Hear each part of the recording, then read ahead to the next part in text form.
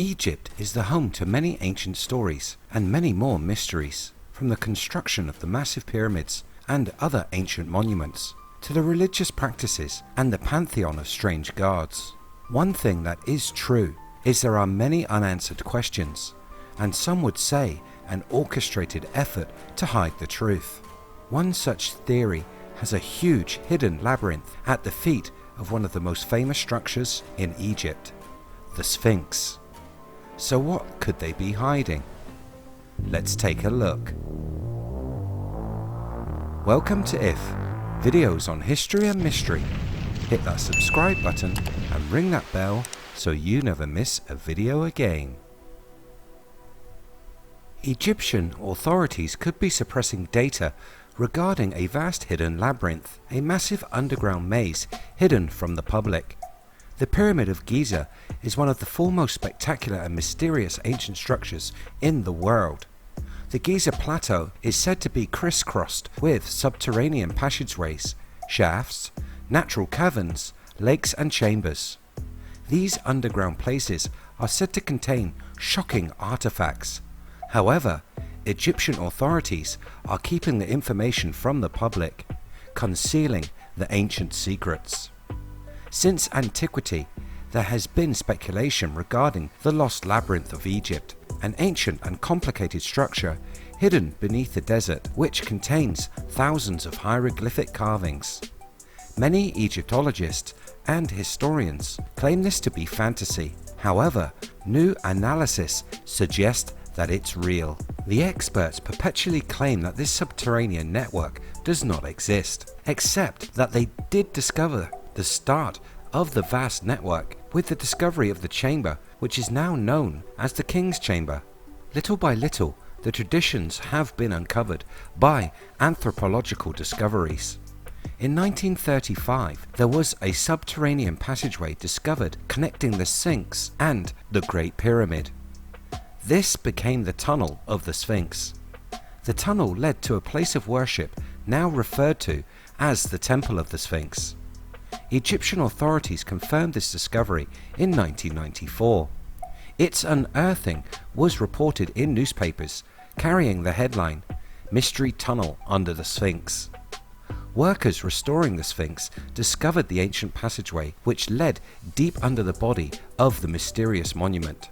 Zahi Hawass, a controversial man in the field of Egyptology, claimed that the tunnel was a recent construction. However, it was recorded in ancient Sumerian cylinder seals as the secret abode of the Anunnaki, an underground place which could be entered through a tunnel, its entrance hidden by sand and by what they called Hoana, described as having the teeth of a dragon and the face of a lion.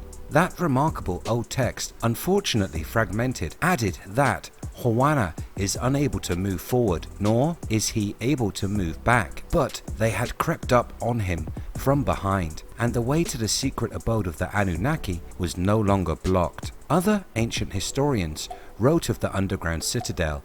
Herodotus traveled to Egypt and documented what he discovered in his writings, the epic magnum opus Histories. He describes an unbelievable labyrinthian structure near the lake of Moeriz, opposite the city of crocodiles. He wrote, "This I have actually seen, a work beyond words.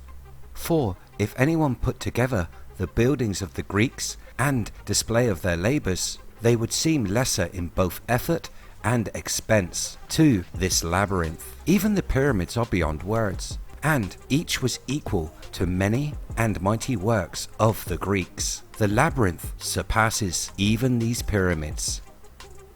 Based on the detailed descriptions provided by Herodotus and other ancient historians, Athanasius Kircher, a 17th century German Jesuit scholar, produced the first pictorial reconstructions.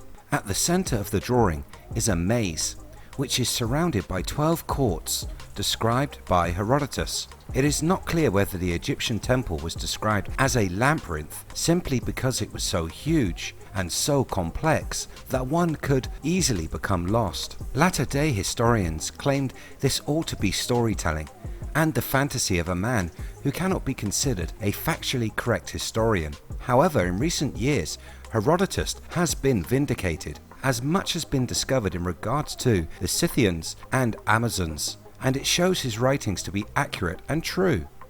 So could this be the case with his writings on the concealed Lost Labyrinth of Egypt?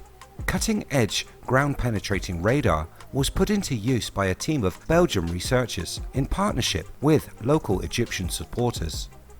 They found a large and intricate underground temple and published their findings in a 2008 paper. This is when, once again, suppression of the truth creeps into the story. Zahi Hawass's buddies at the Supreme Council of Antiquity in Egypt put a halt on any investigations or official publications concerning the structure. In addition to this, the final report of the investigation was deleted from the official research website. So why would they be so concerned about what could be a monumental discovery and popularize the story of Egypt and possibly encourage tourism and bring much needed money to the country? What are the Egyptian authorities so keen to stop anyone from learning? A popular idea is that the Sphinx is the true portal of the Great Pyramid and has survived with surprising tenacity. That belief was substantiated by 100-year-old plans prepared by Masonic and Rosicrucian initiates, showing the Sphinx was the ornament surmounting a hall that communicated with all pyramids by radiating underground passages. The Giza complex showed major elements of being a purposely built, uniting structure with the Sphinx. The Great Pyramid and the Temple of the Solar Men directly related to each other above and below the ground. Local 19th century Arab law maintained that existing under the Sphinx are secret chambers holding treasures or even magical objects. Roman historian Pliny told that the Sphinx was the tomb of a ruler named Harmachis. The Sphinx was known as the Great Sphinx Harmachis, who mounted guard since the time of the followers of Horus. It was said to contain a huge treasure. The British Museum holds a manuscript penned by Arab writer Attila Samanai. It says there is a long, square underground passage between the Great Pyramid and the River Nile, with a strange thing blocking the Nile entrance.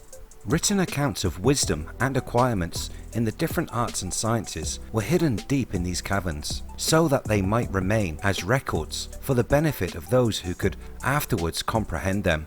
Worthy persons have seen the mysterious underground chambers, and one of the most amazing stories ever, the burning lamps.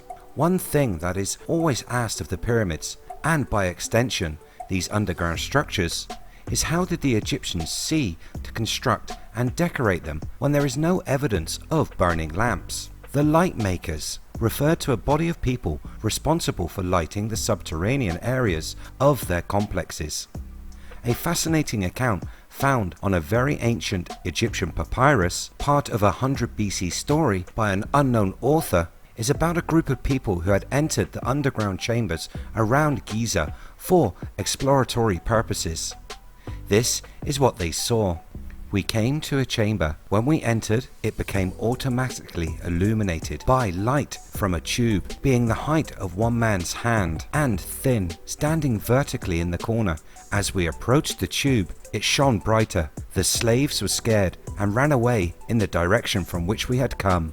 When I touched it, it went out. We made every effort to get the tube to glow again, but it would no longer provide light. In some chambers, the light tubes worked, and in others they did not. We broke open one of the tubes, and it bled beads of a silver-colored liquid that ran quickly around the floor until they disappeared between the cracks. Could this have been mercury? As time went on, the light tubes gradually began to fail, and the priests removed them and stored them in an underground vault they had specially built southeast of the plateau. It was their belief that the light tubes were created by the beloved Imhotep, who would someday return to make them work once again. What do you think lays beneath the sands of Egypt? Why is it being hidden?